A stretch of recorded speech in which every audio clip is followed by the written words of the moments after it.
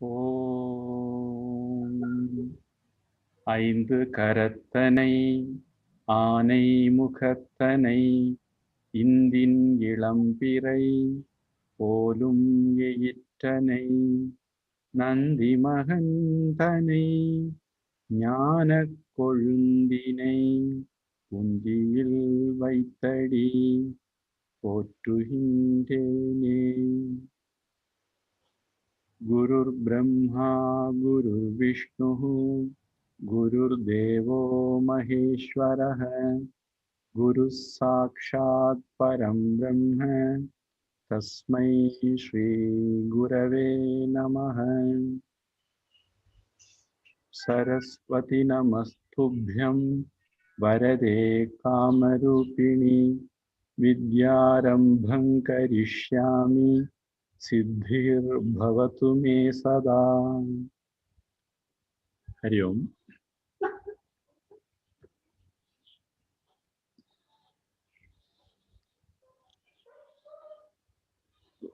So you will be showing the slide, I suppose.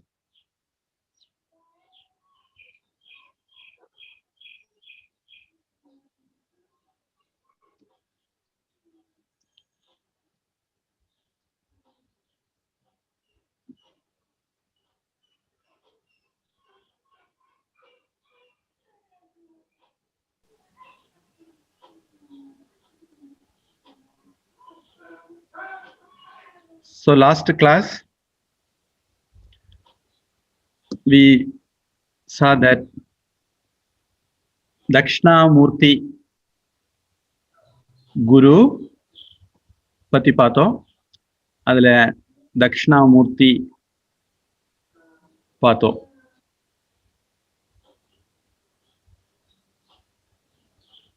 அதுக்கப்புறம் யார பார்த்தோம்னு ஞாபகம் இருந்தா சொல்லலாம். அவரை பத்தி கதை கூட சொன்னேன். ஸ்வஸ்திகா தனசேகரன்லாம் இருக்காங்களான்னு தெரியல.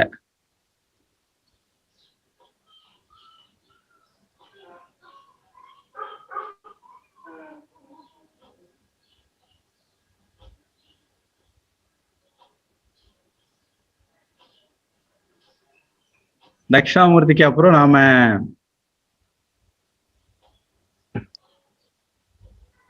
சுப்பிரமணியரை பார்த்தோம், பிருகஸ்பதி பார்த்தோம். அப்புறம் இவங்க எல்லாம் குருமார்களா இருந்தாலும் கூட நாம குரு பூர்ணிமா, வியாச பூர்ணிமா அப்படின்னு தான் குரு பூர்ணிமாவை கொண்டாடுறோம். அந்த வியாசரை பத்தி பார்த்தோம். அது வியாசாச்சாரியா அப்படின்ட்டு போட்டிருக்காங்க. அந்த வியாசருக்கு சில சீடர்கள் இருந்தாங்க. பைலர், வைசம்பாயனர், ஜைமினி, சுமந்து அப்படின்னு. வியாசாச்சாரியார் தான் இந்து மதத்தினுடைய முக்கியமான நூல்களை எல்லாம் எழுதினவர் அப்படிங்கிறது சொன்னேன். வேதங்களை தொகுத்தது வியாசர். அந்த வேதங்களுடைய சாரமான பகவத்கீதையை மகாபாரதத்துல வைத்தது வியாசர். அந்த வேதங்களுடைய கருத்துக்களை, முக்கியமா வேதாந்தத்தினுடைய கருத்துக்களை சூத்திர வடிவில தந்ததும், பிரம்மசூத்திரமாக தந்ததும் வியாசர். அப்படி இந்து மதத்தினுடைய பிரஸ்தானத்ரயம் அப்படின்னு சொல்லக்கூடிய உபனிஷத், பிரம்மசூத்திரம், பகவத்கீதை மூணையுமே கொடுத்தது வியாசர். அது போகவும் 18 புராணங்கள், மகாபாரதம் அப்படிங்கிற இதிகாசம், இதெல்லாம் தந்தது வியாசர் அப்படிங்கிறது பார்த்தோம். வியாசர் இந்த விஷயங்களை தந்தார். சங்கரம் சங்கராச்சாரியம் கேசவம் பாதராயணம் சூத்திர பாஷ்ய கிருத்தௌ வந்தே பகவந்தௌ புனః புனக அப்படின்னு ஒரு ஸ்லோகம் இருக்கு. வியாசர் இந்த விஷயங்களை எல்லாம் எழுதினார். அதற்கு விளக்கங்களை தந்தவர் சங்கரர். வியாசரை எழுதி வச்சதை நமக்கு படிச்சு புரியாம போயிருக்கலாம். ஏன்னா நம்முடைய தலைமுறைக்கு அவருடைய தலைமுறைக்கு இடையில நீண்ட இடைவெளி இருக்கு. அதனால நமக்கு புரியறதுக்காக வேண்டி இடையில வந்த சங்கரர் அதற்கு விளக்கங்களை எழுதி வச்சார். அதுக்கு பிறகும் 1200 வருஷங்கள் ஆகி போச்சுது. 8வது நூற்றாண்டு சங்கரனுடைய நூற்றாண்டுன்னு சொல்றாங்க ஒரு கணக்குப்படி. அப்ப அதுக்கு பிறகும் ஒரு இடைவெளி இருக்குது. இன்னைக்கு சங்கரர் சம்ஸ்கிருதத்தில் எழுதியிருக்கிறார். நமக்கு சம்ஸ்கிருதம் பல பேருக்கு தெரியாது. அதனால அந்த பரம்பரையினுடைய தொடர்ச்சியாட்டி எப்படி அப்பா, அப்பாவுக்கு பிறகு பிள்ளை, பிள்ளைக்கு பிறகு பிள்ளை அப்படின்னு பரம்பரையா குடும்பங்கள் வந்துட்டு இருக்குதோ அது மாதிரி சிஷ்ய பரம்பரையும் இருக்குது. நீங்க ஒரு ஸ்லோகத்துல பாத்தீங்க அப்படின்னா, நாராயணம் பத்மபூம் வசிஷ்டம் சக்திஞ்ச தத்புத்திர பராசரஞ்ச வியாசம் சுகம் கௌடபதம் மகாந்தம் கோவிந்த யோகீந்திரம் அதாஸ்ய சிஷ்யம் ஸ்ரீசங்கராச்சாரியம் அதாஸ்ய பத்மபாதஞ்ச ஹஸ்தாமலகஞ்ச சிஷ்யம் தந்தோடகம் வாத்திகாரம் அந்யான் அஸ்மத் குருன் சந்ததமானதோஸ்மி. அந்த ஸ்லோகத்துல பாத்தீங்க அப்படின்னா முதல்ல குடும்ப பரம்பரையில வர்றது மாதிரி வரும். அப்புறம் பாத்தீங்க அப்படின்னா அது அப்படியே சிஷ்ய பரம்பரையா மாறிடும். இப்படி 2 விதமான பரம்பரை இருக்கிறத அந்த ஸ்லோகத்திலேயே நம்ம பார்க்க முடியுது. பொதுவாக சிஷ்ய பரம்பரையில வேதாந்தம் சாஸ்திரம் நடந்து வரும். அதனுடைய தொடர்ச்சியா சங்கரருக்கு பிறகு இப்போ எங்களுக்கெல்லாம் அப்படின்னு சொன்னா சுவாமி பிரம்ம வித்யானந்தாவுக்காக இருக்கட்டும், அல்லது எனக்காக இருக்கட்டும், அல்லது சுவாமினி வினயானந்தாவா இருக்கட்டும், அல்லது சுவாமினி லட்சியானந்தாவா இருக்கட்டும், அல்லது சுவாமினி பிரம்ம வித்யா பரானந்தாவா இருக்கட்டும், எங்களுக்கு எல்லாம் குரு யாரு அப்படின்னா பூஜ்ய சுவாமி தயானந்த சரஸ்வதி, சங்கராச்சாரியருடைய பரம்பரையில வந்தவங்க. அப்போ எங்கள்ல ஏதோ சில பேரு உங்கள சில பேருக்கு குருவா இருக்கிறோம். இதைத்தான் அழகா சொன்னாங்க, சதாசிவ சமாரம்பாம். சதாசிவன் அப்படிங்கிறது சிவனுடைய ஒரு குரு வடிவம் தான் தட்சிணாமூர்த்தி. சதாசிவ சமாரம்பாம், சதாசிவன்ல இருந்து தொடங்கி சங்கராச்சாரிய மத்தியமாம், இடையில சங்கராச்சாரியார், அஸ்மத் ஆச்சாரிய பரியந்தாம், இப்ப நான் கத்துக்கிட்டு இருக்கக்கூடிய என்னுடைய குரு வரையிலும் வந்தே குரு பரம்பராம், இப்படி வரக்கூடிய குரு பரம்பரையை நான் வணங்குகிறேன் அப்படின்ட்டு அந்த ஸ்லோகம் சொல்லுது. அப்போ சைவ பரம்பரையில் ஆனாலும் முதல்ல இறைவன்ட இருந்து குரு ரிஷிகள்கிட்ட இருந்து குருமார்கள்னு அந்த வித்தியை கடத்தப்படுது அப்படின்னு பாக்குறோம். அதே மாதிரி வைஷ்ணவ சம்பிரதாய நான் சொன்ன நாராயணம் பத்மபூம் ஸ்லோகத்திலையும் அதே மாதிரிதான் சிவனோ விஷ்ணுவோ 2 பேருமே கடவுள் அப்படிங்கிறதுதான். நாம சொல்லுவோம். பிறகு நான் முன்னாடி சொல்லும் போது சொல்லியிருக்கிறேன்,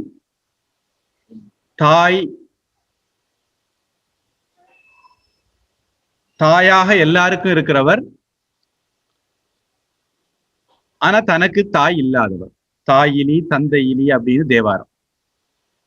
யார் எல்லாருக்கும் தாயாக இருக்கிறாளோ யாருக்கு தாய் கிடையாதோ, யார் எல்லாருக்கும் தந்தையாக இருக்கிறாரோ யாருக்கு தந்தை கிடையாதோ, யார் எல்லாருக்கும் தலைவனாக இருக்கிறாரோ யாருக்கு தலைவன் கிடையாதோ, வி நாயகன் விகத நாயகன், தனக்கு தலைவன் இல்லாதவர், அவர்தான்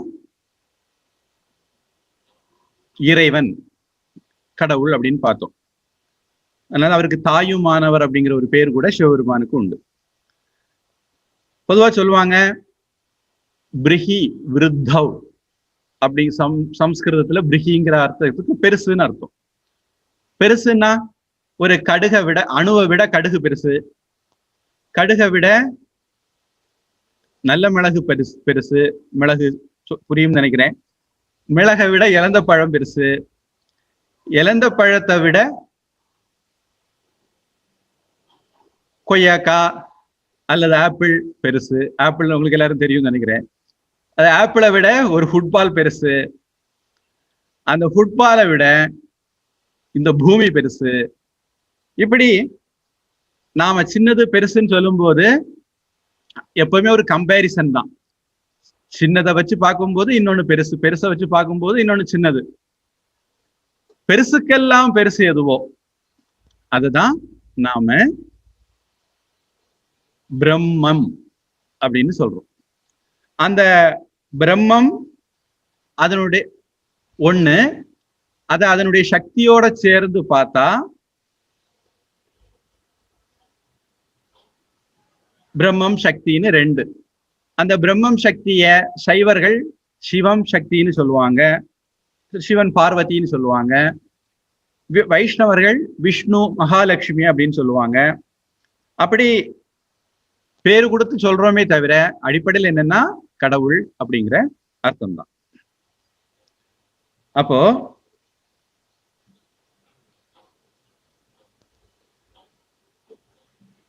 இன் எசன்ஸ் from Dakshinamurti onwards,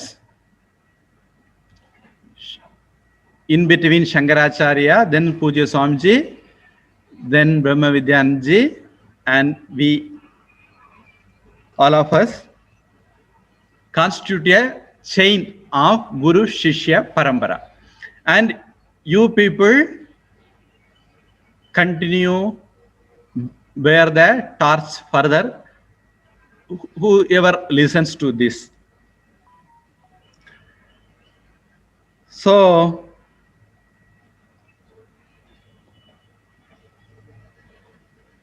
போன வகுப்புல we see the Guru Parampara and we proceeded to Saiva Samaya Kuravas, the saints of Saiva. அதுல சைவ சமய குரவர்கள் சம்பந்தர், திருஞான சம்பந்தர், திருநாவுக்கரசர், சுந்தரர்,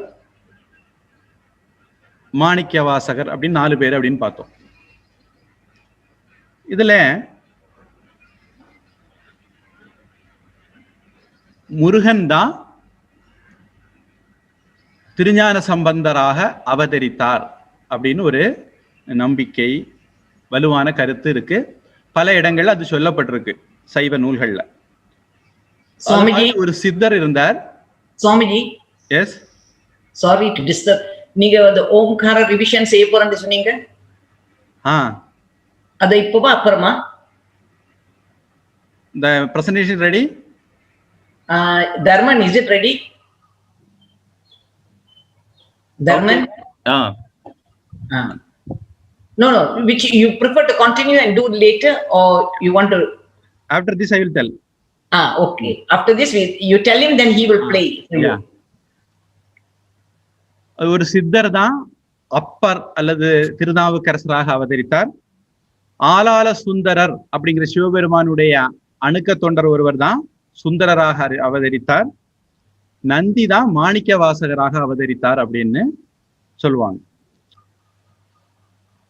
அப்போ சைவ சமயத்துல உள்ள குருமார்கள் இவங்க திருஞான சம்பந்தர், திருநாவுக்கரசர், இந்த மாதிரிப்பட்டவங்க. அதுல 63 பேர் ஒரு பட்டியல் இருக்கு, 63 நாயன்மார்கள் அப்படின்னு நாம பாக்குறோம். இத வச்சு திருமூலர் திருமந்திரத்துல கூட ஒரு பாடல் இருக்கு. 7ஆம் தந்திரத்துல 13வது மகேஸ்வர பூசை அப்படிங்கிற தலைப்புல படமாட கோயில் பகவர் கொன்றியில் நடமாட கோயில் நம்பர்கங்காக, அதாவது கோவில்ல போட்டிருக்கிற திரைச்சீலைக்கு படம்னு பேரு. அந்த திரைச்சீலை போட்டிருக்கக்கூடிய கோவில்ல இருக்கக்கூடிய சுவாமிக்கு ஒண்ணு கொடுத்தா அது அவருடைய பக்தர்களுக்கு போய் சேராது. நடமாட கோயில் நம்பர் கொன்றியில் படமாட கோயில் பரமர் கங்காமே. அதே சமயம் நடமாடக்கூடிய இறைவனுடைய அடியவர்களுக்கு கொடுத்தா அது பகவானுக்கும் போய் சேரும். அவனுக்கு உள்ள பகவான் இருக்கிறதுனால அது அந்த பகவானுக்கும் போய் சேரும் அப்படின்ட்டு ஒரு பாடல் இருக்கு. அதனால பிறகு ஒரு சந்தர்ப்பத்துல நான் பஞ்சமகா யஜ்ஞம்னு ஒண்ணு பத்தி சொல்றேன். அப்ப இதை பத்தி சொல்றேன். பஞ்சமகா யஜ்ஞம்னா ரிஷி யஜ்ஞம் அல்லது பிரம்ம யஜ்ஞம், தேவ யஜ்ஞம், பித்ரு யஜ்ஞம், நர யஜ்ஞம், அல்லது அதித்தி யஜ்ஞம், பூத யஜ்ஞம் அப்படின்னு 5 விதமான யஜ்ஞங்கள், கடமைகள் ஒரு இல்லறத்தாருக்கு இருக்கு. அப்ப நான் கொஞ்சம் விரிவா சொல்றேன். அதுல ஒண்ணு நரயஜ்ஞம். அந்த நரயஜ்ஞம் அப்படிங்கிறது ஒரு இல்லறத்தாராக இருக்கிறவர், பிரம்மச்சாரி, வானப்பிரஸ்தன், சன்னியாசி 3 பேருக்கும் காப்பாற்றணும். அந்த 3 பேருக்கும் தேவையான விஷயங்களை கொடுக்கணும் அப்படின்னு இருக்கு. அதனால அவருடைய தவிர்க்க முடியாத கடமையில் அது ஒண்ணு. அந்த 3 பேரையும் காப்பாத்துறது அவருடைய கடமைகள்ல முக்கியமான ஒண்ணு. நமக்கு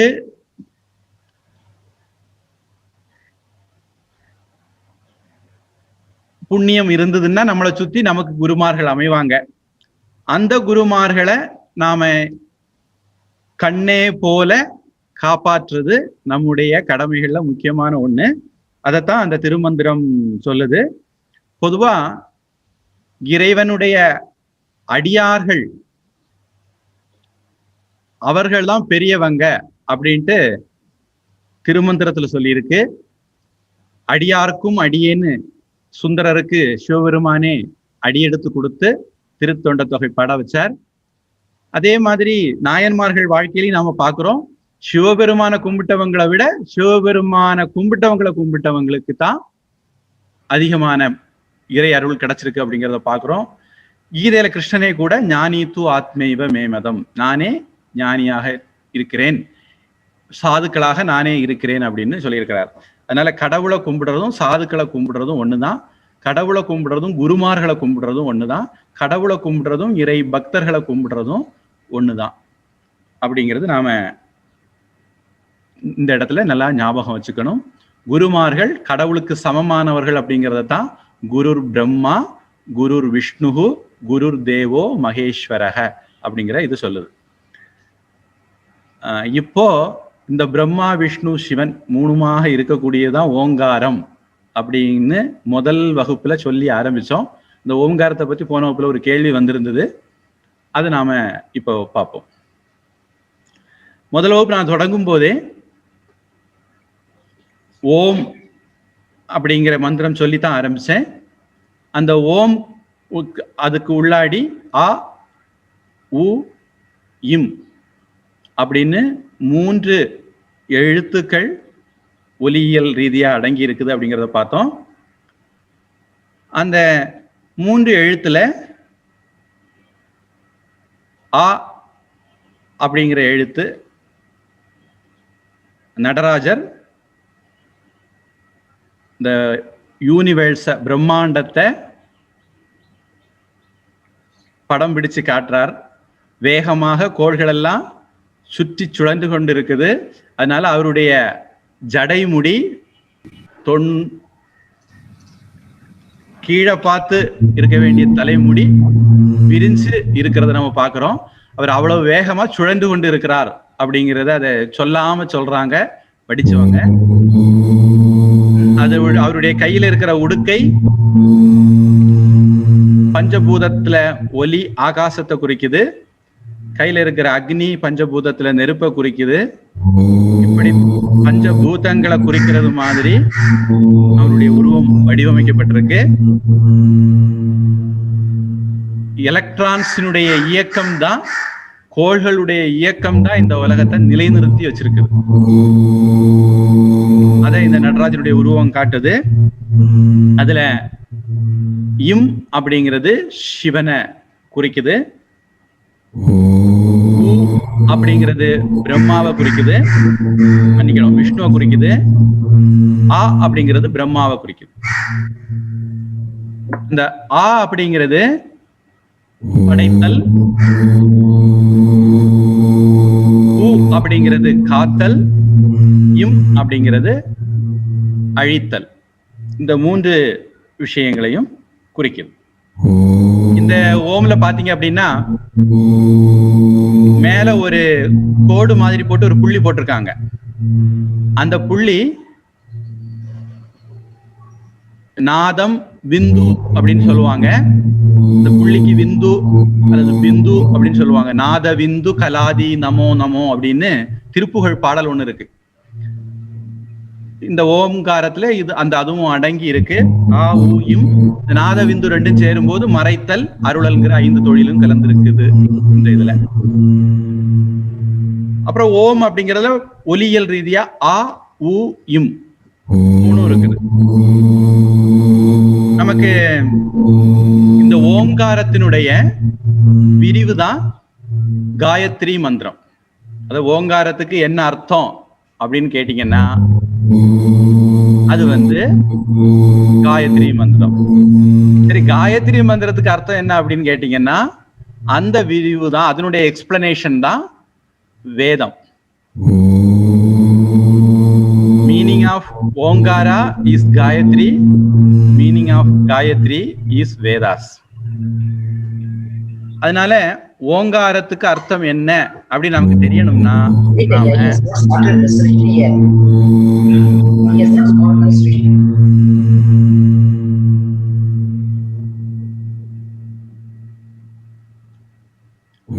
வேதத்தினுடைய அர்த்தத்தை தெரிஞ்சுக்கிட்டா போறோம்.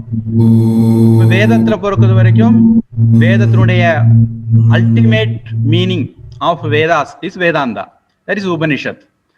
அப்போ உபனிஷத் நாம கத்துக்கிட்டோம் அப்படின்னா, அல்லது உபனிஷத்தினுடைய எசன்ஸான கீதையை கத்துக்கிட்டோம் அப்படின்னா, அல்லது உபனிஷத்தினுடைய சூத்திர வடிவமான பிரம்மசூத்திரத்தை கத்துக்கிட்டோம் அப்படின்னா, அல்லது இது எல்லாத்தையுமே கத்துக்கிட்டோம் அப்படின்னா நமக்கு ஓங்காரத்தினுடைய அர்த்தம் புரிஞ்சுக்கும். இப்போ ஓங்காரம் என்ன சொல்ல வருது? படைத்தல், காத்தல், அழித்தல், இந்த 3ஐயும் செய்யக்கூடிய ஒருத்தரை பத்தி சொல்ல வருது. இந்த 3ஐயும் செய்தது யாரு? பிரம்மசூத்திரம் சொல்லுது அதாதோ பிரம்ம ஜிக்ஞாசா, கடவுளை பத்தி தெரிஞ்சுக்குவோம். எப்படி? அது யாரு அப்படின்னா ஜன்மாத்தியஸ்ய யதஹ யதோவா இமானி பூதானி ஜாயந்தே ஏன ஜாதானி ஜீவந்தி அப்படின்னு ஒரு மந்திரம் இருக்கு தைத்திரிய உபநிஷத்துல பிருகுவல்லியில. அதே மாதிரி அந்த மந்திரத்தினுடைய தொடர்ச்சியில எதுல இருந்து இந்த உலகம் பிறக்குதோ, எதனால இந்த உலகம் காப்பாற்றப்படுதோ, எதுல போய் இந்த உலகம் ஒடுங்குதோ அதுதான் பிரம்மம் அப்படின்ட்டு, பிரம்மம்னா என்னன்னு கேட்ட கேள்விக்கு பதிலாக பிருகு சொல்றார். இப்போ அதுதான் இந்த ஓங்காரமும் சொல்லுது. ஓங்காரம் அதுக்கு நிறைய அர்த்தம் உண்டு. அதுல ஒரு அர்த்தம் கடவுள் அப்படிங்கிறது அப்படின்னு அழகா விவேகானந்த சாமி சொல்றாருன்னு நினைக்கிறேன். ஓங்காரத்தினுடைய அர்த்தம் கடவுள். ஓங்காரத்தம் படைப்பு, காத்தல், அழித்தல் 3ஐயும் சொல்லுது. படைப்புன்னு வந்ததுன்னா அதுல இந்த உலகம் வந்துருது, ஜீவர்கள் வந்துடுறாங்க. அப்போ ஓங்காரம் எதை பத்தி சொல்லுதுன்னா கடவுளை பத்தி சொல்லுது, உலகத்தை பத்தி சொல்லுது, ஜீவர்களை பத்தி சொல்லுது. இந்த ஒவ்வொன்றுக்கும் இடையில உள்ள தொடர்பை பத்தி சொல்லுது. இந்த ஜீவர்களுக்கு இந்த உலகத்துல எதனால கஷ்டம் இருக்கு, there is a sorrow and what is the solution for that. கடவுள்னா யாரு? அவரு ஆனந்த வடிவம், சச்சிதானந்தம், ஆனந்த வடிவம் சொல்றோம். அப்ப நாம ஆனந்தமா இருக்கணும்னா என்ன பண்ணணும்? யார் அந்த கடவுளை தெரிஞ்சுக்கிறாங்களோ, யார் அந்த கடவுளை பாக்குறாங்களோ, யார் அந்த கடவுளாக மாறுறாங்களோ, யாரு தான் தான் அந்த கடவுள் உணர்ந்துக்கிறாங்களோ அவங்களுக்கு அந்த ஆனந்தம் கிடைக்கும். அப்ப நாம ஆனந்தமா இருக்கிறது எப்படி, நம்முடைய துக்கம் போகிறது எப்படி அப்படின்னு கேள்வி கேட்டா அதுக்கும் விடை ஓமுக்குள்ளதான் இருக்கு. அப்ப அந்த கடவுளை பத்தி தெரிஞ்சுக்கிறது எப்படி? யாரு படைக்கிறாங்களோ, காக்குறாங்களோ, அழிக்கிறாங்களோ அவர் தான் கடவுள். அவரை பத்தி கூடுதலா தெரிஞ்சுக்கிறது எப்படின்னா சாஸ்திர யோனித்வாத் அப்படின்னு அந்த பிரம்மசூத்திரமே சொல்லுது. சாஸ்திரங்கள் மூலமாக தெரிஞ்சுக்கலாம் அப்படின்ட்டு. இப்போ அந்த சாஸ்திரங்கள் என்ன இருக்கு, அதை எப்படி புரிஞ்சுக்கிறது அப்படின்னு வந்ததுன்னா, இப்போ பிசிக்ஸ் இருக்கு, பிசிக்ஸ் டீச்சர்கிட்ட போய் படிக்கிறோம். மேக்ஸ் இருக்கு, மேக்ஸ் டீச்சர்கிட்ட போய் படிக்கிறோம். இப்படி ஒவ்வொரு பாடமும் படிக்கிறதுக்கு அந்தந்த ஃபீல்டுல ஒரு எக்ஸ்பர்ட் கிட்ட நம்ம போறோம். அதே மாதிரி கடவுளை பத்தி தெரிஞ்சுக்கணும் அப்படின்னா அந்த சாஸ்திரத்துல எக்ஸ்பர்ட் கிட்ட போகணும். அந்த சாஸ்திரத்தை பரம்பரையா படிச்சவங்க கிட்ட போகணும். அப்போ அது யாரு அப்படின்னா சங்கரர் சொல்றாரு,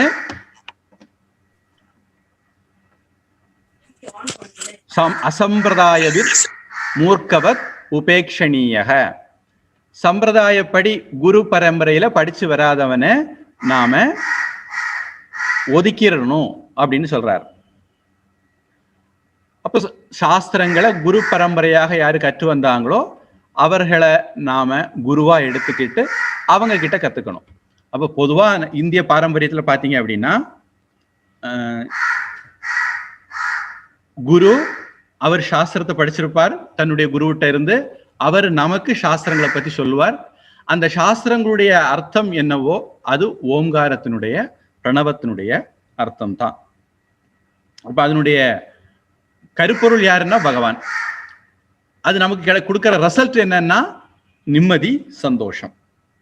இப்படி இதை பத்தி கூடுதலா சாதன சதுஷ்டயம் அப்படிங்கிற பேர்ல சொல்லுவாங்க. அது நீங்க மாதாஜிகிட்ட பெரியவங்க கேட்டு தெரிஞ்சுக்குங்க. நான் இந்த வகுப்பை கொஞ்சம் சின்னவங்களையும் மனசுல வச்சு தான் பண்றேன். அதனால அங்கங்க தொட்டு காட்டுறது மட்டும்தான் என்னுடைய வேலை. அதனால முதல் வகுப்புல ஓங்காரத்தை பத்தி அப்படி சொல்லிட்டு நான் விட்டுட்டேன். இருந்தாலும் போன வகுப்புல ஓங்காரத்துக்கு அர்த்தம் என்ன, சிவபெருமானுக்கு முருகன் அப்படி என்னதான் சொல்லியிருப்பாரு அப்படிங்கறத மனசுல வச்சுட்டு ஒரு கேள்வி வந்தது. அதனால கொஞ்சம் கூடுதலா சொன்னேன். இது குழந்தைகளுக்கு கொஞ்சம் ஓவர் டோஸா இருக்கும். மற்றபடி ஆன்மீக தேடல் உள்ளவங்களுக்கு, முமுட்சுக்களுக்கு, ஜிக்ஞாசுக்களுக்கு இத மாதிரி இன்னும் நிறைய விஷயங்கள் இருக்கு. அதை நாம குறிப்பிட்ட நேரத்தை ஒதுக்கி நம்முடைய குருகிட்ட இருந்து தெரிஞ்சுக்கணும். அதுதான் ஆன்மீக வாழ்க்கை அல்லது ஆன்மீக சாதனை அப்படின்னு நாம எடுத்துக்கணும். இந்த பிரசன்டேஷன்ல வேற ஏதாவது இருக்கா?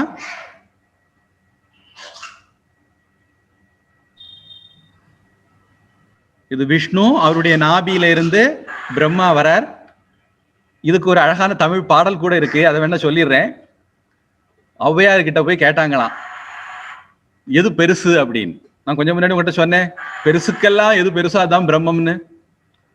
அப்ப எது பெருசு அப்படின்னு கேட்ட உடனே ஔவையார் சொன்னாங்களாம், அது பெரிது பெரிது புவனம் பெரிது, உலகம்தான் ரொம்ப பெருசு அப்படின்னு.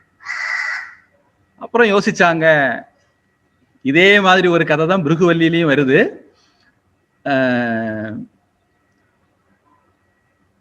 ரொம்ப பெருசு எதுன்னா உலகம்னு. அப்புறம் பார்த்தா இல்ல இல்ல இல்ல இல்ல உலகம் பெருசுன்னு எப்படி சொல்ல முடியும்? புவனமோ நான்முகன் படைப்பு. அந்த தாமரை மலர்ல மேல உட்கார்ந்து இருக்கிறவருக்கு 4 முகம் இருக்கு, அதனால அவருக்கு நான்முகன் பேரு. பிரம்மாவுக்கு தமிழ்ல நான்முகன் பேரு. பிரம்மா உலகத்தை படைச்சாரு, அப்போ உலகம் பிரம்மாவோட சின்னதானதான் இருக்கணும். அப்போ உலகத்தை விட பிரம்மா தான் பெருசு. அப்புறம் யோசிச்சு பார்த்தாங்க, இல்ல இல்ல இல்ல அந்த பிரம்மா யாரு? அவரு விஷ்ணுவுடைய, மகாவிஷ்ணுடைய நாபி தொப்புள்ள இருந்து பிறந்த தாமரையில வந்தவர் தானே. பிரம்மாவையே படைச்சாருன்னா அந்த விஷ்ணு தானே பெருசா இருக்கணும், அதனால விஷ்ணு தான் பெருசு அப்படின்னு. அப்புறம் யோசிச்சு பார்த்தாங்க, இல்ல இல்ல அந்த விஷ்ணுவே பாம்புல தானே படுத்திருக்காரு. விஷ்ணுவே படுக்க வைக்கிற அளவுக்கு இடம் இருக்குன்னா பாம்பு தானே விஷ்ணுவோட பெருசு, அப்போ பாம்பு தான் விஷ்ணுவோட பெருசு அப்படின்னா. அப்புறம் பார்த்தாங்க, யோசிச்சு பார்த்தாங்க, இல்ல இல்ல இந்த பாம்பு பார்வதியினுடைய விரல்ல இருக்கக்கூடிய ஒரு மோதிரம், அதனால மோதிரத்தை அணிஞ்சிருக்கிற பார்வதி தான் விஷ்ணுவோட பெருசு அப்படின்னாங்க. அப்புறம் யோசிச்சு பார்த்தாங்க, பார்வதி எங்க இருக்காங்க? சிவபெருமான்ல ஒரு பாதி, அர்த்தநாரீஸ்வரர். அதனால பார்வதி பெருசு இல்ல, பார்வதிக்கே இடம் கொடுத்த சிவபெருமான் தான் பெருசு அப்படின்னு சொன்னாங்க.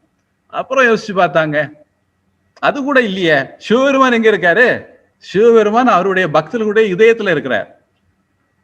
சிவபெருமானுக்கே தன்னுடைய இதயத்துல இடம் கொடுக்குறாங்கன்னா அந்த பக்தர்கள் எவ்வளவு பெரியவங்க, அதனால பக்தர்கள் தான் பெருசு அப்படின்ட்டு சொல்லி முடிச்சாங்க.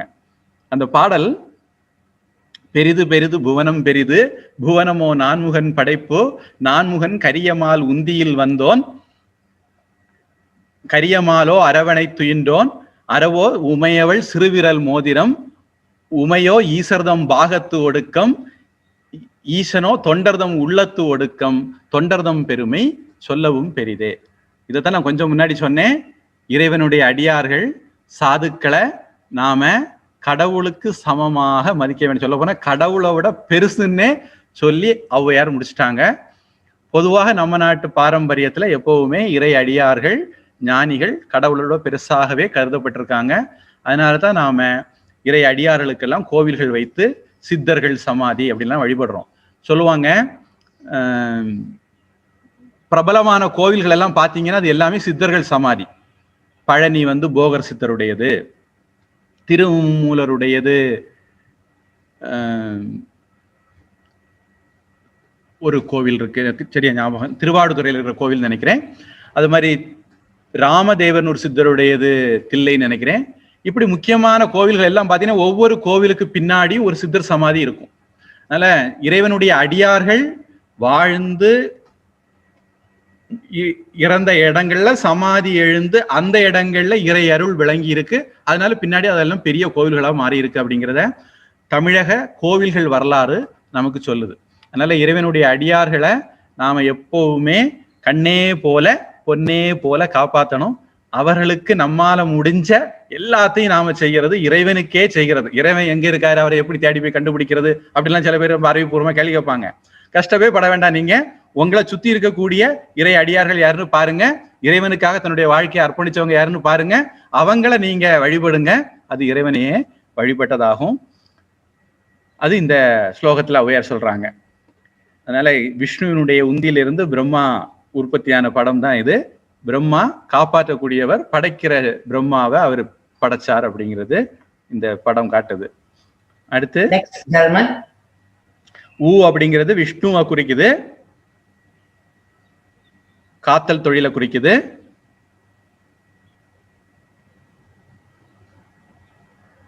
பிரம்மா உலகத்தை படைக்கிறார்.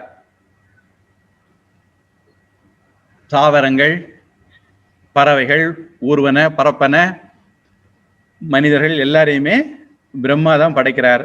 இவங்க எல்லாரும் அழிவை சந்திக்கிறது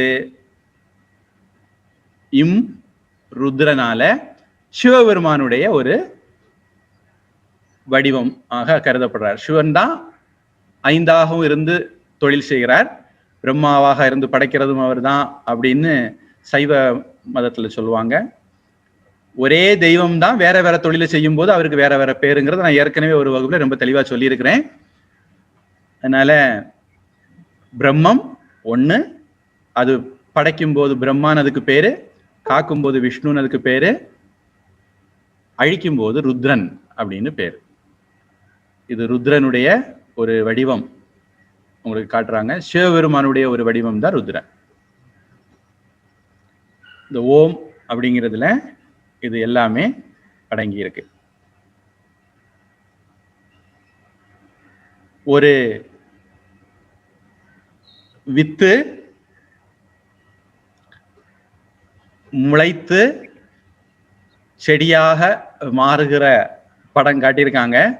பீஜாங்குர நியாயம்னு இத வேதாந்தத்துல நாம சொல்லுவோம். சில பேருக்கு தோணும் சிருஷ்டிக்கும் படைப்புக்கும் இடையில, லயத்துக்கும் இடையில என்ன ஒரு தொடர்பு அப்படின்னு. இதுல பாத்தீங்க அப்படின்னா ஒரு விதையா இருக்கும்போது, பீஜம் அல்லது வித்தா இருக்கும்போது இதே செடி அதுக்குள்ள இருக்கு. பூஜ்ய சுவாமிஜி பாஷ்யால சொல்றதா இருந்தா சாஃப்ட்வேர் ஃபார்ம்ல இருக்கு. இதே செடி சாஃப்ட்வேர் ஃபார்ம்ல இந்த வித்துக்குள்ள இருக்கு. ஆனா வித்தை எடுத்து பிரிச்சு பார்த்தா செடி இருக்காது. ஆனா வித்து பின்னாடி செடியாக பரிணமிக்குது. அப்புறம் அந்த வித்துல இருந்து வந்த செடியிலேயே வித்து உருவாகுது. இது ஒரு சைக்கிள். வித்து, வித்துல இருந்து செடி, செடியில இருந்து வித்து, மறுபடி செடி, மறுபடி வித்து அப்படின்னு ஒரு சைக்கிள். அதனால சிருஷ்டி, ஸ்திதி, லயம் அப்படிங்கிறதும் ஒரு சைக்கிள் தான். ஒரே சைக்கிளினுடைய வேற வேற ஆங்கிள் தான் சிருஷ்டி, ஸ்திதி, லயம் அப்படிங்கிறது. அத இது காட்டுது.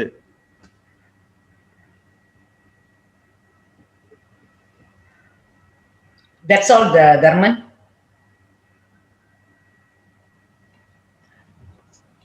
அப்போ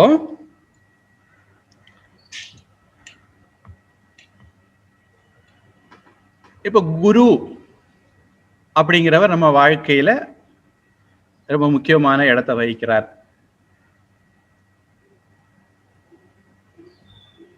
எப்படி அப்படின்னா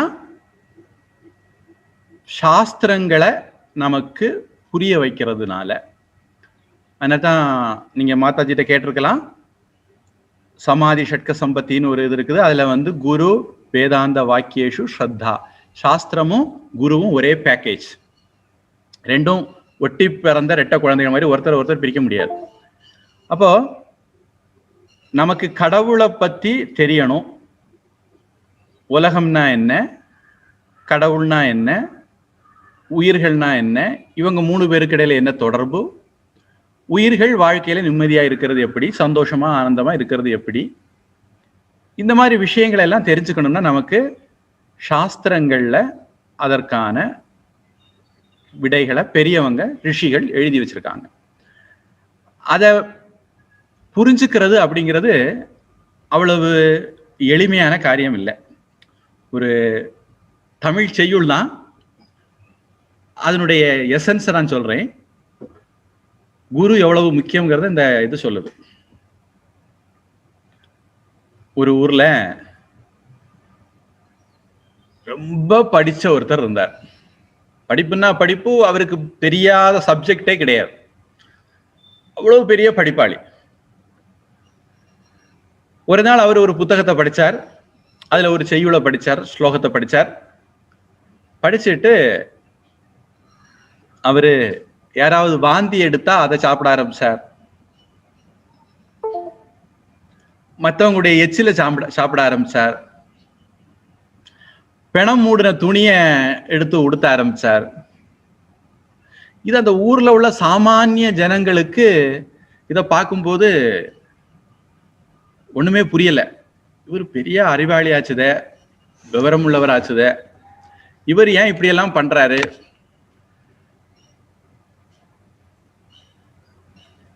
அவங்களுக்கு ஒரே குழப்பம். ஜனங்கள் பொதுவா படிக்காதவங்க, படிச்சவர் அறிவாளி அப்படின்னு அவங்க நினைக்கிறவங்க இப்படி எல்லாம் பண்றாரு. இவங்களுக்கு அப்படித்தான் பண்ணணும், அதுதான் சரியா இருக்குன்னு தோணுது. ஆனா அப்படி பண்ண முடியல, மனசாட்சி இடம் கொடுக்கல, பழக்க வழக்கம் இடம் கொடுக்கல. இப்போ ஒரு குழப்பத்துல அந்த ஊர் ஜனங்கள்லாம் இருக்காங்க. இந்த மாதிரி சந்தர்ப்பத்துல அந்த ஊருக்கு ஒரு சம்பிரதாய வித் பரம்பரையா படிச்ச ஒருத்தர் வரார். அப்போ அவர்கிட்ட போய் ஊர் ஜனங்கள் தங்களுடைய ஆதங்கத்தை கொட்டுறாங்க. இப்படி இவர் பெரிய படிப்பாளி, நாங்கெல்லாம் அவரை பெரிய அறிவாளின்னு வேற வச்சிருக்கிறோம், அவர் இப்படி எல்லாம் பண்றாரு அப்படின்னு. அப்போ அந்த சன்னியாசி சொன்னாரு, நீங்க போய் அவரை கூட்டிட்டு வாங்க, நான் அவர்கிட்ட என்ன ஏதுன்னு விசாரிக்கிறேன் அப்படின்னு. இப்போ இவங்க போனாங்க, போய் அவரை கூட்டிட்டு வந்தாங்க. அவர்கிட்ட இந்த சன்னியாசி கேட்டாரு, இப்படி நீங்க பண்றீங்களா? ஜனங்கள்லாம் சொன்னாங்க, எதனால நீங்க இப்படி பண்றீங்க அப்படின்னு. அப்ப அவர் சொன்னாரு, அது சாஸ்திரத்துல சொல்லி இருக்கு, எச்சில் புனிதம், வாந்தி புனிதம், பிணம் மூடின துணி புனிதம் அப்படின்னு சொல்லியிருக்கு.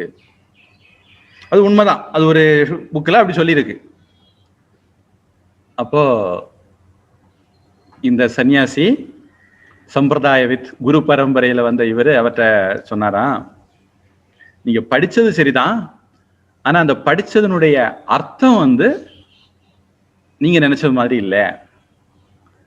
எச்சில் புனிதம் அப்படின்னா பொதுவாக நாம சாஸ்திரத்திலேயே சொல்லியிருக்கு எச்சில் சாப்பிடக்கூடாதுன்னு. கீதையில கூட யாத்தயாமம் கதரசம் பூதி சமம் பரியுஷிதம் செய்யத்து அப்படின்ட்டு ஒரு லிஸ்ட் சொல்லியிருக்கு. அதுல எச்சில் கூடாதுன்னு சொல்லியிருக்கு, வேற பல இடங்களையும் சொல்லியிருக்கு. அப்ப எச்சில் பொதுவாக மக்கள் எடுக்க மாட்டாங்க, ஆனா அதுக்கு ஒரு விதிவிலக்கு இருக்கு. அந்த விதிவிலக்கை தான் இந்த ஸ்லோகம் சொல்லுது. எச்சில் சாப்பிடக்கூடாதுதான், அதுக்கு ஒரு விதிவிலக்கு என்ன அப்படின்னா, கண்ணுக்குட்டி தாய்ப்பசுட்ட பால் குடிச்ச பிறகுதான், அது வயிறார குடிச்ச பிறகுதான் மிச்சம் மீதி பால் இருந்தா நாம அதை கறந்து எடுத்துக்கலாம். இதுதான் முறை. ஆனா இன்னைக்கு நமக்கு முதல்ல பால், மிச்சம் மீதி இருந்தா கண்ணுக்குட்டிக்கு. ஆனா சாஸ்திரப்படி எப்படின்னா, கண்ணுக்குட்டி வயிறார பால் குடிச்ச பிறகு மேற்கொண்டு குடிச்சா அதுக்கு வயிறு கெட்டு போகுங்கிறதுனால அதுக்கு கொடுக்காம, அது கறக்காம இருந்தா பசுவுக்கு கெடுதலுங்கனால கறந்து நாம எடுத்துருவோம். மிச்சம் மீதி இருக்கிறத நாம எடுத்து பயன்படுத்திக்குவோம். அப்படி எடுக்கிற பால் கண்ணுக்குட்டி குடிச்ச பிறகு எடுக்கிற பாலா இருக்கிறதுனால அது எச்சிலுக்கு சமானம். ஆனாலும் பகவானுக்கு பால் அபிஷேகத்துக்கு அந்த பாலை பயன்படுத்திக்கலாம், அது எச்சில்னு கருத வேண்டியது இல்லை, அது புனிதமானது தான் அப்படின்னு சொல்றதுக்காக வேண்டி அந்த ஸ்லோகத்துல எச்சில் புனிதம்னு சொல்லியிருக்கு. அப்போ பால் அபிஷேகத்துக்கு எடுக்கிற பால் கண்ணுக்குட்டி குடிச்ச பிறகு எடுத்ததா இருந்தாலும் அது எச்சிலாக கருதப்பட மாட்டாது, விதிவிலக்கானது அது அப்படிங்கிறது அதனுடைய அர்த்தம். அடுத்தது வாந்தி புனிதம். இந்த தேனீக்கள் மலர்கள் எல்லாம் போய் உட்கார்ந்து அந்த மதுவை தேனை எடுத்து அப்புறம் தன்னுடைய கூட்டுல கொண்டு போய் வாந்தி பண்ணி வைக்கும். அதுதான் தேன். அது தேனுடைய வாந்தியா இருந்தாலும் அத பகவானுக்கு அபிஷேகத்துக்கு எடுத்துக்கலாம், அதனுடைய புனிதத்தன்மையில எந்த குறைவும் கிடையாது, அது பகவான் அபிஷேகத்துக்கு உகந்தது தான் அப்படின்னு சொல்றதுதான் வாந்தி புனிதம் அப்படின்னு சொல்றதுடைய அர்த்தம். அடுத்தது பிணம் மூடின துணி புனிதம் அப்படின்னா என்ன அப்படின்னு கேட்டார். பட்டு துணி எப்படி எடுப்பாங்க அப்படின்னா, பட்டு பூச்சியானது அது தன்னுடைய புழு பருவத்துல தன்னை சுற்றி ஒரு கூடு அமைச்சிருக்கும். அந்த பட்டு புழுக்களை பொதுவா வெந்நீர்ல போட்டு கொண்டு அந்த கூட்டை எடுத்து அந்த கூட்டுல இருந்துதான் பட்டு நூல்களை எடுப்பாங்க. அப்ப பட்டு ஆடைகள் தயாரிக்கிறதுக்கு எடுக்கப்படுகிற பட்டு இந்த மாதிரி பட்டு புழுக்களை கொண்டுதான் எடுக்கப்படுது. இன்னைக்கு மாடர்ன் டெக்னாலஜில அப்படியெல்லாம் இல்ல, பட்டு புழுக்களை கொல்லாமலே எடுக்கிற டெக்னாலஜி எல்லாம் வந்திருக்குன்னு சொன்னாங்க. கள்ளத்தனமா பட்டு எடுக்கிற டெக்னாலஜி எல்லாம் கூட வந்திருக்குன்னு சொல்றாங்க. இது பழைய காலத்துல இப்படிதான் எடுப்பாங்க. அப்ப அதனால அந்த பட்டுப்புழுவை மூடி இருக்கிறது தான் பட்டு நூல். பட்டு நூல்ல தான் பட்டு ஆடைகள் செய்யறாங்க. அந்த பட்டாடை பிணம் மூடின துணி. அப்படி இருந்தாலும் அதை பகவானுக்கு சாத்தலாம். பட்டாடை பகவானுக்கு சாத்துறதுல எந்த தோஷமும் கிடையாது அப்படின்னு சொல்றதுதான் பிணம் மூடின துணி புனிதம் சொல்லி இருக்கிறதுக்கு அர்த்தம் அப்படின்ட்டு அந்த சம்பிரதாய வித்தான குரு சொன்னார். இவர் அசம்பிரதாய வித்தா இருந்ததுனால இவருக்கு அந்த அர்த்தம் எல்லாம் புரியல. அதனால ஒரு விஷயத்த நாமளா படிக்கும் போது குண்டக்க மண்டக்க நமக்கு புரியும். ஆனா ஒரு சாமி சொன்னாரு, யாராவது உங்க முன்னாடி உட்கார்ந்துகிட்டு கிளாஸ் எடுக்கும் போது நானே படிச்சு தெரிஞ்சுக்கிட்டு உங்களுக்கு கிளாஸ் எடுக்கிறேன் அப்படின்னு சொன்னாருன்னா நீங்க அவர்கிட்ட சொல்லணும், நாங்களே படிச்சு தெரிஞ்சுக்கிறோம், நீங்க எங்களுக்கு வேண்டாம்னு சொல்லிடணும் அப்படி. அதனால நாம பரம்பரையா படிச்சு வரும்போது இது ஒரு பெரிய அட்வான்டேஜ். நாம மிஸ்லீட் ஆக மாட்டோம். பொதுவா இப்படி கூட ஒரு இது இருக்கு, ஒரு வேளை சாப்பிட்டா யோகி, 2 வேளை சாப்பிட்டா போகி, 3 வேளை சாப்பிட்டா ரோகி அப்படின்னு. அதுக்கு நிறைய பேர் எப்படி அர்த்தம் எடுத்திருக்காங்க அப்படின்னா, 3 வேளை ஒருத்தர் சாப்பிட்டா அவர் ரோகி ஆயிருவார், 2 வேளை சாப்பிட்டா போகி ஆயிருவார், 1 வேளை சாப்பிட்டா யோகி ஆயிடுவார். அப்ப யோகி ஆகணும்னா என்ன பண்ணணும்? பிராணாயாமம் பண்ண வேண்டாம், ஆசனங்கள் பண்ண வேண்டாம், தியானம் பண்ண வேண்டாம், 1 வேளை சாப்பிட்டா மட்டும் போதும், நீங்க உடனே யோகி ஆயிடலாம். ஆனா நடைமுறையில் அது சாத்தியமா அப்படின்னா கிடையாது. பொதுவா யோகிகள் அதிகமாக தியான ஜபங்கள் பண்ணுவாங்க. அதனால அவங்களுக்கு உடலுக்கு அதிகமான கலோரிஸ் தேவையில்லை. அவங்க ஒரு நாளைக்கு ஒரு தடவை சாப்பிட்டா கூட போதும். போகியா இருக்கிறவங்களுக்கு ஒரு நாளைக்கு 2 வேளை சாப்பிட்டா போரும். ரோகியா இருக்கிறவங்களுக்கு அதிகமான எனர்ஜி தேவைப்படும். அதனால அவங்க நல்ல சத்தான ஆகாரங்களை நிறைய சாப்பிட்டுக்கணும், 3 வேளை சாப்பிட்டுக்கணுங்கிற அர்த்தத்துல கூட சொல்லி இருக்கலாம். ஆனா நடைமுறையில புரிஞ்சு வச்சிருக்கிற அர்த்தம் இது. அது பிராக்டிக்கலா ஒத்து வராத அர்த்தத்தை நிறைய பேர் புரிஞ்சு வச்சிருக்கிறாங்க. சரி, அதனால குரு அப்படிங்கிறவர் எப்பவுமே இன்டர்பிரட்டேஷன் ஒண்ணு வந்துருது. சாஸ்திரம்னு ஒண்ணு வந்ததுன்னா அதுக்கு இன்டர்பிரட்டேஷன் ஒண்ணு வந்துருது. அப்ப அந்த இன்டர்பிரட்டேஷன் சரியா இருக்கணும், முன்ன பின்ன முரணா இருக்கக்கூடாது, அனுபவத்துக்கு முரணா இருக்கக்கூடாது.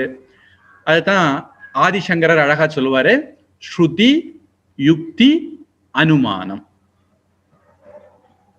இந்த கிளாஸ் பெரியவங்களுக்கு தான் அதிகம் பிரயோஜனப்படும், சின்னவங்க காதுல வாங்கிக்கிங்க. இந்த கிளாஸ் உங்களை வருஷம் வச்சு நான் பேசல. ஸ்ருதி யுக்தி அனுபவம் அப்படின்னு 3. ஸ்ருதி அப்படின்னா சாஸ்திரங்களை சொல்லியிருக்கணும், பெரியவங்க சொல்லியிருக்கணும். பெரியவங்க சொல்லி இருந்தாலே சரியாயிடுமா அப்படின்னா கட்டாயம் கிடையாது. ஒரு உதாரணத்துக்கு இலையின் நிறம் சிவப்பு அப்படின்னு சொல்லியிருக்காங்க அப்படின்னா இலையின் நிறம் சிவப்புன்னு அர்த்தம் இல்லை, குரோட்டன்ஸ் செடியில இலை சிவப்புன்னு அர்த்தம். அதை நாம சரியா புரிஞ்சுக்கணும். அப்ப சாஸ்திரத்துல சொல்லி இருக்கிறதுனாலே ஒண்ணு சரி அப்படின்னு நாம நினைக்கிறது மாதிரி அர்த்தம் எடுக்க முடியாது. அது அனுபவத்துக்கும் சரியா இருக்கணும். பொதுவா பாக்குற அனுபவத்துல எல்லா இலையுமே பச்சை, குரோட்டன்ஸ் மாதிரி சில செடிகள்ல தான் சிவப்பு இருக்கு. அதனால இலை சிவப்புன்னு சொன்னா எல்லா இலையும் சிவப்புன்னு நம்ம அடம் பிடிக்க கூடாது. பொதுவா இலை பச்சை தான், விதி விலக்கா ஏதோ செடியை சொல்லியிருக்காங்கன்னு எடுத்துக்கணும். அதே மாதிரி யுக்தி சாஸ்திரத்துல சொல்றது லாஜிக்குக்கும் ஒத்து வரணும். இப்போ ஒரு புனித நூல்ல சொல்லியிருக்கு, ஒரு புனித நூல்ல 2 புனித நூல், ஏன்னா அவங்க 2 பேரும் ஒரே குட்டையில் ஊர்ன மட்டைகள் தான். அந்த புனித நூல்ல சொல்லியிருக்கு, God is formless, he is in heaven அப்படின்னு சொல்லியிருக்கு.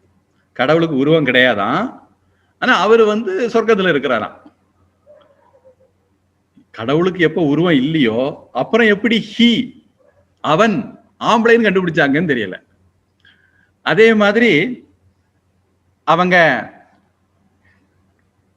கடவுள் இந்த உலகத்தை படைக்கிறதுக்கு முன்னாடி சொர்க்கத்துல இருந்தாராம். சரி, அப்ப சொர்க்கத்தை படைக்கிறதுக்கு முன்னாடி எங்க இருந்தாரு அப்படின்னு கேள்வி வரும். இப்ப இந்த மாதிரிப்பட்டதெல்லாம் இல்லாஜிக். இந்த மாதிரி இல்லாஜிக்கலான விஷயங்கள் இருக்கக்கூடாது, லாஜிக்கான விஷயங்களாக இருக்கணும். லாஜிக்கு அப்பாற்பட்டதா இருக்கலாம், ஆனா லாஜிக் இல்லாஜிக்கா இருக்கக்கூடாது. அப்போ சாஸ்திரத்துல சொல்லி இருக்கணும், அது லாஜிக்காவும் இருக்கணும், அது அனுபவத்துக்கும் முரண்படக்கூடாது. இந்த 3 விதமான சோதனைகளுக்கும் ஜெயிக்கணும். ஏதாவது ஒண்ணுல ஜெயிச்சா போதாது, 3லயும் ஜெயிக்கணும். அப்ப இந்த 3 விதமான சோதனைகள்லையும் ஜெயிச்சு எது வருதோ அதுதான் உண்மை, சத்தியம் அப்படின்னு நாம எடுத்துக்குவோம். பொதுவா பரம்பரையா படிக்கும்போது அவங்க கேள்வி கேட்டு பதில் சொல்லி படிப்பாங்க. இப்ப கீதைன்னு பாத்தீங்கன்னா அர்ஜுனன் கேள்வி கேட்கிறாரு, கிருஷ்ணர் பதில் சொல்றாரு. நீங்க பிரம்மசூத்திரம்னு பாத்தீங்கன்னா அதுவும் கொஸ்டின் ஆன்சர் ஃபார்ம்ல தான் இருக்கு. அது மாதிரி உபனிஷத் பாத்தீங்கன்னா அதுவும் கொஸ்டின் ஆன்சர் ஃபார்ம் தான். இப்ப நம்முடைய சாஸ்திரங்கள் எல்லாமே கொஸ்டின் ஆன்சர் ஃபார்ம்லேயே தான் இருக்கும். அதனால கேள்வி கேட்கறதுக்கு இங்க தாராளமா இடம் உண்டு. வேற இடங்கள்ல நீங்க கேள்வி கேட்டீங்கன்னா நீங்க சாத்தானுடைய ஆளு அப்படின்னு உங்களை ஓரம் கட்டிடுவாங்க. இங்க அப்படி இல்லை, தாராளமா அறிவுபூர்வமான கேள்விகள் கேட்கலாம், அதுக்கு பதில் வாங்கலாம். எப்ப கேள்வி கேட்கறது வந்துட்டதோ அதுக்கு ஒரு ஆள் இருக்கணும், பதில் சொல்றதுக்கு ஒரு ஆள் இருக்கணும். அதுதான் நம்ம குரு அப்படின்னு சொல்றோம்.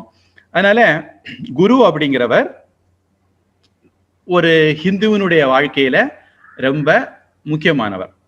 கடவுளுக்கும் சாஸ்திரங்களுக்கும் இடையில குரு வரார். சாஸ்திரங்கள் கடவுளை எப்படி சொல்லுது, நம்மளை எப்படி துக்கத்திலிருந்து கரையேற்றுது அப்படிங்கிற டெக்னிக்கை நமக்கு கத்து தர்றது குரு தான். அதனால குருவுக்கு தேசிகன் அப்படின்னு ஒரு வார்த்தை வச்சிருக்காங்க.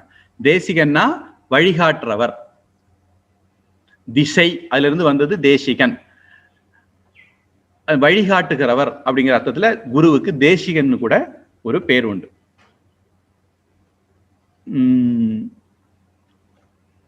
ஏதாவது கேள்வி சந்தேகம் இருந்தா கேட்டுக்கலாம்.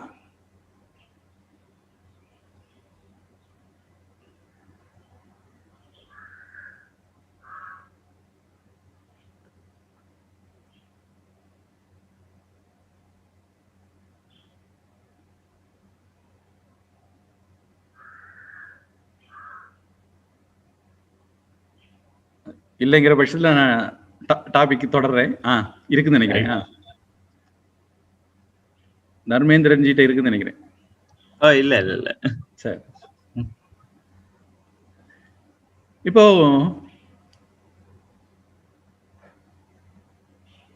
பொதுவா ஒரு ஹிந்துவுடைய வாழ்க்கையில தீட்சைன்னு ஒரு அம்சம் இருக்கு.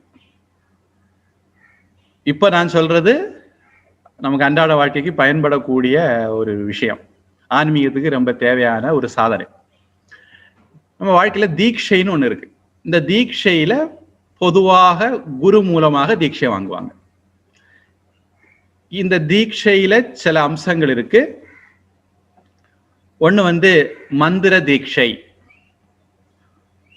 பொதுவா பாத்தீங்கன்னா ஒரு 6 வயசு ஆன உடனே மந்திர தீட்சை எல்லா ஹிந்துக்களும் வாங்கிக்குவாங்க. அதத்தான் உபநயனம் அப்படின்னு, சோடச சம்ஸ்காரம்னு ஒண்ணு இருக்கு. அதுல 16 சம்ஸ்காரங்கள், ஒரு ஹிந்து கடைபிடிக்க வேண்டிய 16 சம்ஸ்காரங்கள்ல அவருடைய அன்றாட வாழ்க்கையில நடக்கக்கூடிய முக்கியமான நிகழ்ச்சிகள்ல ஒரு நிகழ்ச்சியாக, சம்ஸ்காரம்னா தூய்மைப்படுத்துறதுன்னு அர்த்தம். நம்மளை தூய்மைப்படுத்துறதுக்கான ஒரு சடங்குக்கு சம்ஸ்காரம்னு பேரு. இந்த இடத்துல உபநயனம். உபநயனம்னா பொதுவா நமக்கு தெரிஞ்ச பாஷை சொல்றதா பூணூல் போடுறது. நம்ம நிறைய பேர் நினைக்கிறோம் பிராமின் தான் பூணூல் போடணும், பிராமணர்களுக்கு மட்டும் உரியது பூணூல்னு. அப்படி சாஸ்திரங்கள்ல சொல்லல. நடைமுறையில நமக்கு பூணூல் மேல இருக்கிற அதிகாரத்தை கைவிட்டுட்டோம். மற்றபடி சாஸ்திரங்கள் அப்படி சொல்லல. இப்போ பூணூல் அப்படிங்கிறது ஒரு 6 வயசுல போடுவாங்க. அது போடுறதுக்கு உபநயனம் சமஸ்கிருதத்துல சொல்லுவாங்க. நயனம் அப்படின்னா கண்ணு அப்படிங்கிற ஒரு அர்த்தமும் உண்டு. உப அப்படின்னா ரெண்டாவது, அடுத்தது அப்படின்னு எடுத்துக்கலாம். இந்த இடத்துல ரெண்டாவது கண்ணை இந்த இடத்துல நமக்கு ஏற்கனவே 2 கண்ணு இருக்கு, அப்புறம் எப்படி ரெண்டாவது 3வது கண்ணை திறக்கிறது. 3வது கண்ணுன்னா ஞான கண், சிவபெருமானுக்கு இருக்கும், கணபதிக்கு இருக்கும். 3வது கண்ணு ஞான கண்ணை திறக்கிறது. இது ஒரு அர்த்தம். உப நயனம், அடுத்த கண்ணு, அதாவது 3வது கண், நெற்றிக்கண், ஞானக்கண். இன்னொரு அர்த்தம், உபன்னா பக்கத்துல, நயனம்னா கூட்டிட்டு போறது. இப்போ குருவுக்கு பக்கத்துல கூட்டிட்டு போகிறது. அறிவு வளர்ச்சிக்காக, ஆன்ம வளர்ச்சிக்காக, கடவுள்கிட்ட போய் சேர்றதுக்காக அவருக்கு கூட்டிட்டு போறது உபநயனம். குருவினுடைய பக்கத்துல அழைத்துட்டு போகிறது, அறிவினுடைய பக்கத்துல அழைத்துட்டு போகிறது, சாஸ்திரங்களுடைய பக்கத்துல அழைத்துட்டு போறது அப்படின்னு அதுக்கு அர்த்தம். இந்த உபநயனம் பண்ணும்போது காயத்ரி மந்திர உபதேசமும் கொடுப்பாங்க. இது நம்முடைய பாரம்பரியம். ஒருவேளை காலங்கள் எல்லாம் நிறைய மாறி போச்சு, சூழ்நிலையெல்லாம் நிறைய மாறி போச்சு, நமக்கு உபநயனம் இது மந்திர தீட்சை இது வரைக்கும் கிடைக்கல அப்படின்னா நாம நம்முடைய இஷ்ட தெய்வத்தினுடைய நாமத்தை சொல்லலாம். மந்திர ஜபத்துல பல விதம் இருக்கு. ஒண்ணு நாம ஜபம், முருகா முருகா, ராமா ராமா, கிருஷ்ணா கிருஷ்ணா, சிவ சிவா அப்படின்னு சொல்றது. இது நாம ஜபம். இனி அடுத்தது மந்திர ஜபம். ஒவ்வொரு தெய்வத்துக்கும் ஒரு மந்திரம் இருக்கும். இது இப்படி ஒரு சுவாரஸ்யமான பாட்டா கூட சொல்லுவாங்க. ஓரெழுத்து மந்திரம், ஓரெழுத்து மந்திரம் ஓம் என்று சொல்லணும், ஈரெழுத்து மந்திரம் ராமா என்று சொல்லணும், 3 எழுத்து மந்திரம் முருகா என்று சொல்லணும், 4 எழுத்து மந்திரம் நாராயணா சொல்லணும், 5 எழுத்து மந்திரம் நம சிவாய சொல்லணும், 6 எழுத்து மந்திரம் சரவண பவ சொல்லணும், 7 எழுத்து மந்திரம் ஸ்ரீராம் ஜெயராம் சொல்லணும், 8 எழுத்து மந்திரம் அஷ்டாட்சரம் சொல்லணும். ஓம் நமோ நாராயணாய, ஓம் நமோ நாராயணாய, உலகமெல்லாம் விளங்கிடவே ஓம் நமோ நாராயணாய. இது மாதிரி வேறையும் ஒரு அழகான பாடல் இருக்கு. அந்த பாடல்ல நம்ம இந்து மதத்தில் இருக்கக்கூடிய மந்திரங்களை அழகா கோர்வையா கொண்டு வந்துருவாங்க. பொதுவா கடவுளுடைய பேரை சொல்றது நாம ஜபம், கடவுளுடைய மந்திரங்களை சொல்றது மந்திர ஜபம். சிவனுக்கு ஓம் நம சிவாய, முருகனுக்கு ஓம் சரவண பவ, விஷ்ணுவுக்கு ஓம் நமோ நாராயணாய. இப்படி இந்த தெய்வத்துக்கு இந்த மந்திரங்கள் அப்படின்னு இருக்கு. நமக்கு தான் 33 கோடி தெய்வங்கள் இருக்கு, எல்லாம் 33 கோடி மந்திரங்களும் இருக்கு. சில பேர் சமயங்கள்ல அந்த மந்திரத்தினுடைய சக்தியை அதிகப்படுத்துறதுக்காக வேண்டி அந்த மந்திரத்தோட ஓம் கணபதையே நமக அப்படின்னு சொன்னா மந்திரம், ஓம் கம் கணபதையே நமக அப்படின்னு சொன்னா அதனுடைய பீஜ மந்திரமும் சேர்த்து சொல்லும்போது அதனுடைய பவர் இன்னும் ஜாஸ்தி. பொதுவாக ஹோமம் மாதிரி சமயங்கள்ல அப்படி பீஜ மந்திரங்களையும் சேர்த்து பயன்படுத்திக்குவாங்க. இப்போ சாமிஜி கூட நல்ல படிப்பு வரணும் அப்படிங்கிறதுக்காக வேண்டி இங்க தமிழ்நாட்டு குழந்தைகளுக்கெல்லாம் ஓம் சரஸ்வதியை நமகங்கிறது மந்திரம். சாமிஜி ஐம்ங்கிற பீஜ மந்திரத்தையும் சேர்த்து ஜெபிக்க சொல்லியிருக்காங்க. விஜயதசமிக்கு 10 நாளும் இங்க உள்ள குழந்தைகள் எல்லாம் ஜெபிப்பாங்க. தர்மரக்ஷண சமிதின்னு ஒரு அமைப்பு இருக்கு. அந்த அமைப்பு மூலமா ஜெபிக்க வைப்பாங்க. ஓம் ஐம் சரஸ்வதியை நமக அப்படின்ட்டு ஜெபிப்பாங்க. இது படிப்பு வர்றதுக்காக வேண்டி சரஸ்வதியை நாம பிரார்த்தனை பண்ற ஒரு மந்திரம். இந்த மாதிரி மந்திரங்களையும் ஜெபிக்கலாம், நாமத்தையும் ஜெபிக்கலாம். பொதுவாக பிரணவம் அல்லது ஓங்காரம் அப்படிங்கிறது சாதுக்கள் மட்டுமே ஜெபிக்கிறது. மற்றவங்க யாரும் பிரணவம் அல்லது ஓங்காரத்தை மட்டும் ஜெபிக்கிறதுக்கு அனுமதி இல்லை. அனுமதி இல்லைன்னா என்ன அர்த்தம் அப்படின்னா, அப்படி ஜெபிச்சா நீங்க சாமியாரா போயிருவீங்க அப்படின்னு அர்த்தம். அதனால வீட்லயே இருக்கணும்னா ஓம்னு மட்டும் சொல்லக்கூடாது. ஓம் கணபதியோ நம சிவாயோ நாராயணாயோ ஏதோ சேர்த்துக்கலாம். தனிப்பட ஓம் மட்டும் சொன்னா அது உங்களுக்கு ஒரு வைராகியத்தை கொடுத்து துறவுக்கு இழுத்துட்டு போயிடும் அப்படிங்கிறது காரணம். அடுத்தது மந்திர ஜபம் எல்லாருக்கும். பிரம்மச்சரிய தீட்சை அப்படின்னு சொல்லுவாங்க. பொதுவாக உபநயனத்தோட கலந்தது பிரம்மச்சரிய தீட்சை. இது அதுக்கு அடுத்தது நைஷ்டிக பிரம்மச்சரிய தீட்சைன்னு ஒண்ணு இருக்கு. அது குரு கொடுப்பாரு. அந்த தீட்சையை தான் நான் இந்த இடத்துல பிரம்மச்சரிய தீட்சைன்னு சொல்றேன். தெளிவாகவே நம்ம நைஷ்டிக பிரம்மச்சரிய தீட்சைன்னு சொல்லிடுவோம். நைஷ்டிக பிரம்மச்சரிய தீட்சைன்னா என்ன அப்படின்னா, நான் இனிமேல் நிரந்தரமாக பிரம்மச்சாரியாகவே இருப்பேன் அப்படின்னு முடிவு பண்றதுக்கு நைஷ்டிக பிரம்மச்சரிய தீட்சைன்னு பேர். இப்போ உபநயனம் பண்ணின ஒருத்தர் படிச்சு முடிச்ச பிறகு பிரம்மச்சாரி அவரு, ஆனா படிச்சு முடிச்ச பிறகு அவர் திருமணம் பண்ணிக்கலாம். ஆனா இல்லை, நான் இனிமேல் திருமணம் பண்ணல, இல்லற வாழ்க்கைக்கு நான் போகல, நான் பைபாஸ் பண்ணி போறேன். பிருகதாரண்ய உபநிஷத்துல அதுக்கு இடம் இருக்குன்னு சொல்லியிருக்கு. ஒருவன் பிரம்மச்சாரியாக இருந்து இல்லறத்தானாக இருந்து வானப்பிரசனாக மாறி சந்நியாசத்துக்கு போகலாம், அல்லது அவனுக்கு வைராகியம் இருக்குமானால் பிரம்மச்சரியத்துல இருந்தே குதிச்சும் போகலாம் அப்படின்னு சொல்லியிருக்கு. சரி, அப்போ பிரம்மச்சாரியா இருக்கிற ஒருத்தர் நான் இனிமேல் திருமணம் பண்ண மாட்டேன்னு முடிவெடுக்கிறதுக்கு நைஷ்டிக பிரம்மச்சரியம், பிரம்மச்சரியத்தில் நிஷ்டா நைஷ்டிக பிரம்மச்சரியம்னு பேர். அதுவும் ஒரு தீட்சை தான். அப்புறம் பாத்தீங்க அப்படின்னா, அதனால நீங்க கொஞ்ச நாளைக்கு முன்னாடி உங்க சுவாமினியை பார்க்கும்போது அவங்க வேற ஒரு பேரோட சைதன்யாங்கிற பட்டத்தோட இருந்திருப்பாங்க. இப்ப ஆனந்த சரஸ்வதினு ஒரு பட்டத்தோட இருக்காங்க, ஒரு பேரோட இருக்காங்க. அதுக்கு முன்னாடி வினய சைத்தன்யா நினைக்கிறேன் பிரம்மச்சரிய தீட்சை அவங்களுக்கு. பொதுவா ஒரு சிஸ்டம் இருக்கு. இந்த மடத்துக்கு கீழே வந்ததுன்னா சங்கரர் அப்படி ஒரு சிஸ்டம் ஏற்படுத்தி வச்சிருக்கிறாரு. அவங்க பேரை கேட்டாலே இவங்க சைதன்யா, இவங்க சுவாமி, இவங்க இந்த மடத்துல வர்றவங்க அப்படின்லாம் இருக்கு. பின்னொரு சந்தர்ப்பத்துல நம்ம அதை பார்க்கலாம் தேவைப்பட்டா. அது கொஞ்சம் குழந்தைகளுக்கு ஹெவியான டாபிக்கா இருக்கும். எப்படியானாலும் இப்படி ஒரு பட்ட பேர் கொடுப்பாங்க. அவங்க நைஷ்டிக பிரம்மச்சாரி அப்படிங்கறத அதுல நம்ம தெரிஞ்சுக்கலாம். அடுத்தது,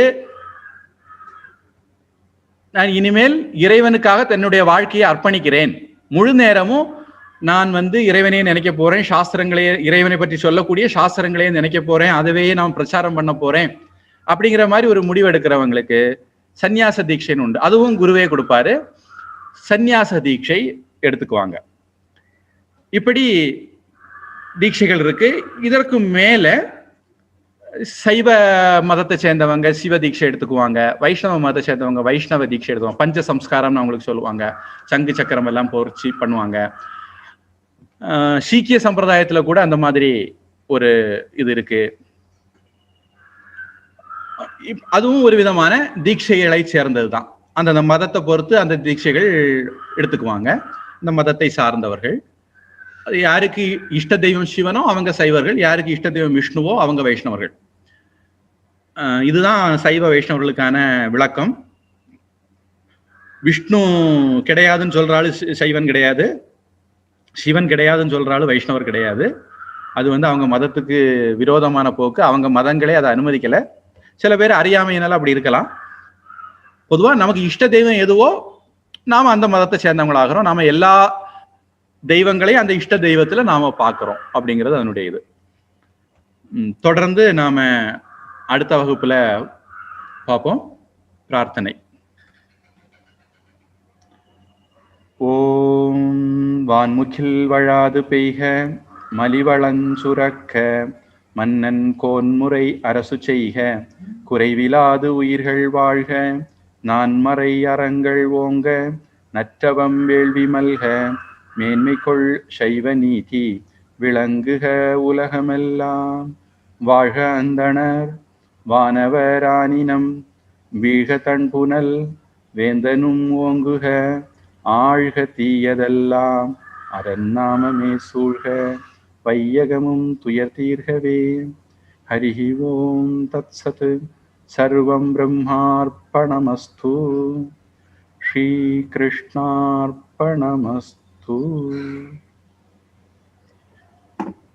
ஹரி ஓம். Hri Om.